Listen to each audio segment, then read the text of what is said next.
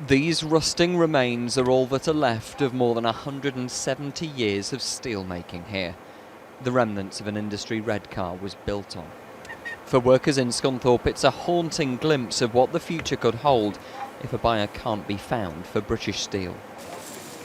It used to be vibrant, it was busy, and you just look around now, the shops shutting everywhere, it's just not the same place as it was. There is a frustration here when Redcar is portrayed as a ghost town since the death of its steel industry. But today I'm told this bustling high street is deceptive. It's like when it's a sunny day like this, it's often like this. It's busy because nobody's at work, because there is no work. The thing is, there's nothing for the young ones now. You know, the young families coming up, there's nothing for them to get a job, is there?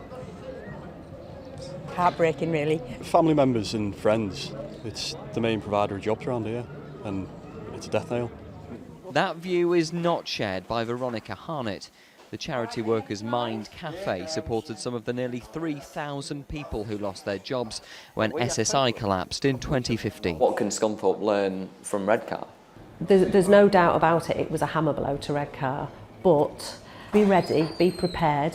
You might not have the outcome that you're hoping for, but if and when it does happen, you can rebuild.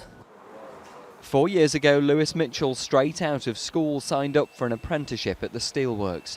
The following day, the plant was closed for good. That was quite devastating, like to go through the full process of having an interview, doing a medical, thinking you're going to start an apprenticeship, like sort of be sorted for life, then just taken away from you like pretty quick. His, though, is a more optimistic story of a future without steel. Just a week later, he was picked up by a chemicals firm, where he since trained as an electrical engineer. I don't know, I really don't know what I'd be doing like right now if it wasn't for Sequens and getting me from an apprenticeship and offering me a contract. There may be remarkable similarities between these two towns, but there is an insistence too that Scunthorpe still holds a lifeline which Redcar was denied. Well, obviously it was devastating in 2015, losing 3,000 jobs, and the tragedy was we were never given the chance to preserve the assets and keep the site going. We're in a different situation here because the official receiver is in control, is paying wages and is keeping it going, so there's every reason for people in Scunthorpe and here on Teesside to feel positive about the future. The sun may have already set on over a century of steel making in Redcar, but there are plenty here who believe it's too early for Scunthorpe to resign itself to that very same fate.